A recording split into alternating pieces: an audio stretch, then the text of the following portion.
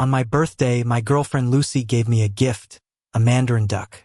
She claimed to be away on a business trip, but she was actually on a beach vacation with her first love. I knew then that our 7-year relationship had come to an end. I had once told her, if she ever stopped loving me, to send me a mandarin duck as a sign to silently leave her life. Despite people praising mandarin ducks as a symbol of eternal love, what no one knows is that mandarin ducks actually choose a new mate every year. Today, it's my 27th birthday, and also our 7-year anniversary. I spent it alone, packed up my belongings, and left no trace of myself in the house, like I was never there. I disappeared from Lucy's world, giving her and her first love a clean slate. But unexpectedly, she went crazy looking for me around the world. I stared at the mandarin duck inside its gift box. Its eyes seemed to look at me with disdain. Right, it's considered a noble bird by many, while I'm just seen as a loser in love by it. Today is my birthday and also the anniversary with Lucy. And now she's on a beach vacation with her first love, Johnny. She called me this morning, claiming she was too busy to return for our special day. But later, a friend showed me pictures of her and Johnny on vacation. The photos were from Johnny's social media. In the pictures, they were clinking glasses, grinning like nothing else mattered. Lucy was in a bikini, way more revealing than anything she'd wear before. The caption said, "After all this time, it's still you. Let me spend a lifetime making up for past mistakes." Lucy was always conservative, usually in business attire. Even with me, she'd be in long sleeves and pants. I once asked her, "Aren't you hot dressed like this in summer?" She'd cuddle up to me, head resting on my shoulder, and say, "I'd rather be hot. Dressing modestly is for you. No one else gets to see." I thought meeting her was a blessing. But now I know when she talked about her man, she meant Johnny. In the past, we were truly in love.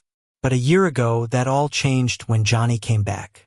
She used to embrace going without makeup, but after Johnny returned, she leaned into makeup and dressed up more. A company director, wearing heavy makeup and stylish skirts to work every day. If I ever asked, she'd be irritated, saying the world's changed, and people now emphasize dressing freely. If I couldn't handle it, she'd suggest we break up.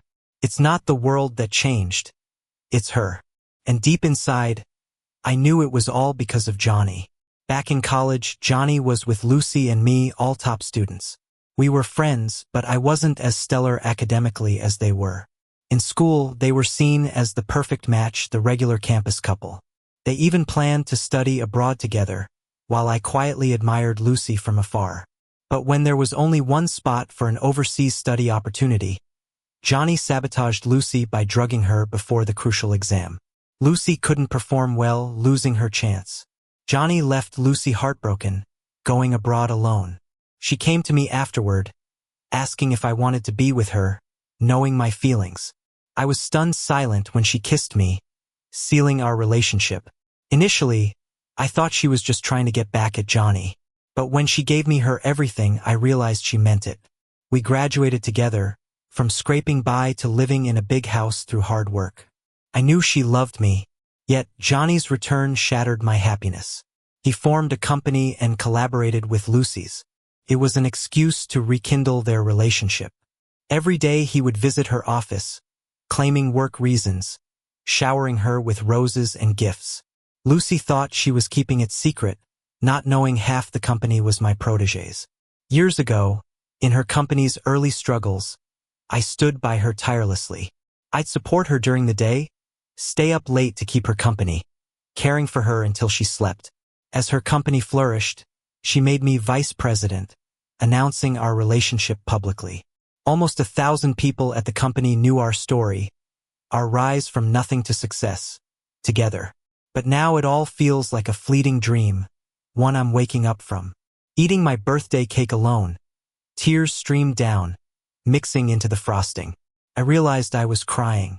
After striving together for 7 years, now that we're doing well, I wanted to end this marathon of a relationship and marriage. But the marathon's over without a wedding at the end. Looking at my calloused hands, exhaustion washed over me. These 7 years have been a long, tiring journey. I need a break too. Back in my room, I looked at myself in the mirror. My hair hadn't been cut for 2 months. Even though I tidied it up today, it still looked messy. I was wearing glasses and my beard had grown long. I wasn't quite on par with Johnny, who dressed sharply every day. Suit, leather shoes, and a gold watch on his wrist. But did I have a chance to dress up? For the past 7 years, did I have even 1 second to doll myself up? I carried all the technical duties at Lucy's company on my shoulders. If I hadn't worked around the clock, would there be such a large company now? But none of this matters anymore. I decided to rest. I packed up all my belongings at home and then went to bed early. Slept for a full 12 hours. It's the most I've slept, and the best I've slept in 7 years. I placed the engagement ring I bought yesterday next to those lovebirds. Then, with my suitcase, I headed to the door. I took one last, lingering look at the house. Big villa, but couldn't contain my little 120 pounds. I caught a cab and went to the company. I went straight to the HR manager and told her I wanted to quit. She looked at me in shock, unable to believe my words. Because I built this company with Lucy, and I was also the vice president. A bright future ahead. And, crucially, I was Lucy's boyfriend. How could I just quit like that? I smiled at her and said, "I'm tired. Need to go back and rest." Since Lucy was the sole shareholder, I didn't have any stock. So, she quickly helped me with the paperwork. Everyone at the company was shocked to hear I'm leaving. No one understood why I'd leave when everything was going so well. Only a few colleagues who were close to me knew it was because of Johnny. They were indignant and even threatened to leave with me. But I refused. They were doing well and had families to support. No need to leave with a carefree orphan like me. No matter how they tried to dissuade me, I was determined. And so I left. Before leaving, I tossed my old SIM card and got a new one. I also got a short haircut and swapped my decade-old work attire for a t-shirt and sneakers. Suddenly, I felt a lot more relaxed. I looked like a 27-year-old should. I'm an orphan, grew up in an orphanage. That's my real home. So, I bought a train ticket and took a ride lasting over 10 hours to the orphanage. The moment the director saw me, she came over and hugged me tightly. Though we had always stayed in touch and I continued to support the orphanage financially, I was too busy helping Lucy to visit. The last meeting was when I graduated college. The director touched my face with tears in her eyes. "Child, you're thinner. Not as chubby as you were." I wiped her tears away. She noticed I was alone and asked, "Where's Lucy?" Before graduating, I had brought Lucy to meet her, so she remembered. Bringing up Lucy, I sighed deeply and shook my head. The director seemed to understand and didn't ask further. She helped carry my suitcase and led me inside. She introduced me to the kids at the orphanage. Thanks to my support over the years, conditions had improved a lot. At least the kids were getting proper nutrition. There were even 2 chubby ones. Something I couldn't imagine in my day, when I barely had any flesh on my bones. The kids were really enthusiastic, playing until midnight before sleeping. Standing by the window, looking at the full moon, I realized it was the 15th. In the past, Lucy would stay home with me and make dumplings. She wasn't great at cooking. The dumplings ended up either overcooked or raw. After eating them, she'd have stomach trouble, thinking she was poisoned.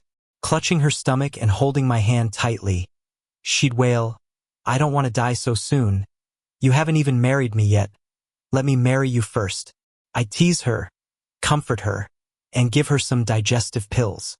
She'd soon bounce back, laughing and saying, "Seems my love for you is so strong. The heavens won't let me die. Marry me quick." Back then, I really thought she was my forever. But sadly, 7 years together couldn't compare to her first love who had hurt her. Remembering this brought tears down my face. Suddenly, I felt a soft touch in my hands. I looked down and saw 2 kids, a boy and a girl. The boy asked, "Why are you crying?" I wiped my tears and forced a smile. "Just got something in my eye from the wind." The girl shook her head. "You're lying. In the TV shows, when big brothers cry, they say the same thing. But it's really because someone made them sad, right? Did your sister make you sad?" I gently patted her head. "Watch fewer TV dramas, they aren't real. Cartoons are better." She pouted. "I'm 6. I don't watch cartoons anymore. Then she turned to the boy and confidently said, John, don't worry. I'll always protect you. Make sure you never get sad. The boy nodded. I trust you, sister, and I'll always protect you too. Hearing their promises, I squatted down, touched their faces and said, promises are commitments. Don't break them. Only those who have been hurt know how much it hurts. After putting the kids to bed, I also drifted off. I stayed at the orphanage for a good half-month. Spending time with these little kids every day has really boosted my spirit. Feeling refreshed, I decided to go job hunting.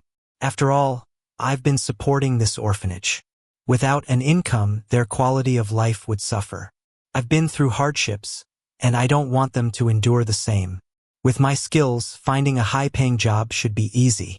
I tidied up my room and was just about to leave when a little girl pushed the door open. She ran to me and tugged at me. Big brother, there's a big sister looking for you. A big sister? I was a bit confused. Apart from the people from the orphanage, there weren't many who knew me here. The friends I grew up with at the orphanage have mostly moved to other cities. Who would come looking for me? I followed the little girl to the door. A shadowy figure stood outside. My brow furrowed when I saw who it was.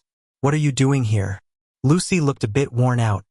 Her hair seemed like it hadn't been washed in days, and she wasn't wearing any makeup. This was unlike her. She rushed over, grabbed my collar, and shouted, Johnny, you jerk. Why did you disappear without a word? Do you know how long I've been looking for you? I shook her hand off and stepped back. This is an orphanage, lots of kids around. Please mind yourself. My indifference clearly took her by surprise. After a long pause, her tone softened. I just missed your birthday this year, and you vanished? You couldn't at least break up face to face? I didn't want to explain too much as she had clearly forgotten what I once said. I looked at her and said plainly, during your last business trip, was there something you needed to tell me? She was visibly taken aback, then frowned. What are you talking about? I shook my head with a sarcastic laugh. At this point, she still needed to hide it from me? I asked Lucy, I've always been curious. How does someone fall in love with two people at the same time? Sure, she loved me at one point, no doubt. But when Johnny came back, her heart went back to him too. Why come find me then? Guilt? Or is her heart really big enough to love two people? My words left her stunned. What do you mean? Seeing her feigned ignorance, I didn't want to say more. You should leave. I took the little girl's hand, turned around, and closed the door. Outside, Lucy kept knocking. Johnny, come out, come out. Worried she'd scare the kids, I called them indoors. The head of the orphanage soon came by, asking what happened. I shook my head and just told her to ignore Lucy. Lucy could love two people, but I couldn't be one of them. I left through the back door, caught a cab, and headed to my interview. In my field, I'm somewhat reputable, and the company interviewing me was just a small one with a few dozen people. The boss personally interviewed me. He didn't ask much about my technical skills, just why I left my previous job without another lined up. I thought for a moment and said, because my home is in this city. The orphanage is home. After a brief chat, the boss offered me a job right away. Technical director, starting tomorrow. Basically, just below him. After leaving the company, I picked up some milk for the kids and headed back. When I returned, the kids said the big sister was still at the gate hours later and hadn't left. I was a bit exasperated. I've already stepped aside for Johnny. What else does she want from me? I ignored her, drew the curtains, and handed out the milk to the kids. At night, it started pouring rain with thunder. The head of the orphanage came into my room, sighed, and said, Johnny, you should go check. She hasn't left, still at the door, and it's pouring now. I sighed, got up, grabbed an umbrella, and walked to the courtyard, opening the door. Lucy's face lit up slightly when she saw me. I handed her the umbrella. Hurry and go home. There's a storm tonight. Lucy didn't take the umbrella, just shook her head. I'm not leaving unless you come back with me. Without a shred of hesitation, I said, I'm not going back. I've interviewed at a new company, starting tomorrow. Lucy's body trembled a bit as she looked at me. Why? I looked at her, sighed slightly, and said, Remember what I once told you? If you stop loving me, give me a Mandarin duck figurine, and I'll understand and not bother you again. Mandarin duck? Lucy furrowed her brow tightly. Seeing her like this, I continued, I've given Johnny the space he needed, cleared my position at the company. From now on, don't come trouble me anymore. Hearing this, Lucy's face changed. You suspect me and Johnny? She asked. I chuckled. Is there any need for suspicion? Don't you have a clue? Tears streamed down her face.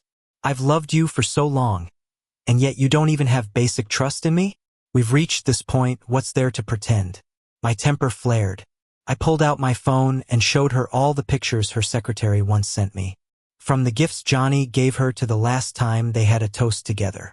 What trust do I need to have? How many chances have I given you? Did you ever tell me? Lucy's head dropped, speechless. I calmed myself and continued. Thank you for being with me for 7 years. I've repaid you with a company that size, so we're even. Go home. Saying that, I handed her the umbrella and turned back into the courtyard. The next morning, when I got up, I looked out the window and didn't see her. Finally, she left. Since she's gone, it's time for me to start my new life. Go to work and support the orphanage that raised me. Carrying such a heavy burden on my shoulders. This new company isn't big, but everyone's got skills, and the work environment is great. With me joining, it's like a fish getting water. In just a month, I've made noticeable changes to the company.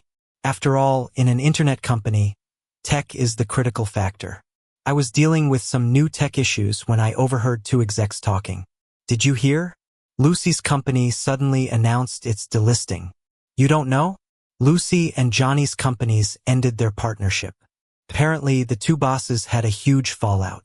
At a party, Lucy slapped Johnny a few times and revealed some dirt on him, causing an investigation that shut them down. Why did Lucy's company delist? I'm not sure. I heard there were serious internal conflicts. Listening to them, my fingers paused on the keyboard. Johnny and Lucy rekindled things, so how did they fall out? I shook my head, unable to make sense of it. None of this concerns me anymore. Worked until evening, clocked out, and left. I planned to buy some clothes for the kids at the orphanage. Fall's coming and it's getting chilly. Just as I reached the mall entrance, a shadow blocked my way. It was Lucy. Her hair was a mess, clothes rumpled, and her spirit seemed completely off. Even though we were no longer together, I couldn't help but ask, what happened to you? Lucy forced a weak smile. Her stomach growled. Nothing. Looking at her now compared to a month ago, it's night and day. I'd be lying if I said I didn't feel a pang in my heart. She was the woman I loved for 7 years. I offered, let me get you something to eat. She shook her head. No need, I just wanted to see you. See me? What's there to see in me? Looks wise. I'm not even half of Johnny. In a crowd, I'm the kind of guy you forget after one glance. Just then, through the crowd, someone wielding a knife rushed at us. Johnny, following this woman, I finally found you. Die. Up close, I saw it, Johnny. Watch out. Before I could react, Lucy shouted and pushed me aside. Johnny stabbed her in the abdomen. Blood poured from her. Lucy. In shock, I kicked Johnny down and caught Lucy as she fell. Mall security swarmed and restrained Johnny. Johnny yelled, You bastard. If it weren't for you, my company wouldn't have been shut down. I finally got rid of you, but this woman still pines for you, ditching someone like me for you, a useless orphan. I'll kill you. My heart shook. I quickly called an ambulance. Looking down at Lucy in my arms, barely conscious, I said, Lucy, hold on. Help's on the way. With blood-stained hands, she touched my face, forcing a smile. Johnny, having you here with me, I'm satisfied. I want you to know I never betrayed you. Johnny and I were never what you thought. That business trip, she continued, I never went to the beach. I really was on a trip. If you don't believe me, ask the partner company. As for that photo, tears welled up in her eyes. You fool, tech guy, couldn't you tell it was photoshopped? My mind exploded like thunder. She pulled out her phone and showed me the photo. Johnny, look. Does the woman in this have a burn scar on her hand? 3 years ago, because I smoked, I accidentally burned Lucy with a cigarette. It was bad enough to leave a scar, and I felt so guilty I quit smoking for good. This photo showed a woman's hand untouched, no sign of scarring. And there was a seam on the neck area. I wanted to smack myself. Lucy's head had clearly been photoshopped on. Lucy stared at my reddening eyes and continued, "Johnny, my love for you never changed." When Johnny returned to work with us, his company had many overseas projects. I wanted us to go far together, see the world, but I overlooked your feelings. Little did I know, Johnny was so shameless. My secretary had been bribed by him. I never received gifts from Johnny except once, which I refused in front of him. After that, he never gave me anything again, but I feared you'd overthink, so I didn't tell you.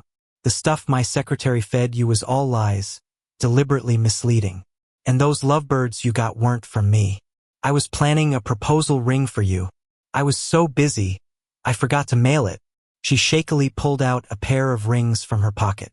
After you left, Johnny approached me, wanting to be together. Then I realized why you left without a word. Johnny was playing us against each other. I'm no fool.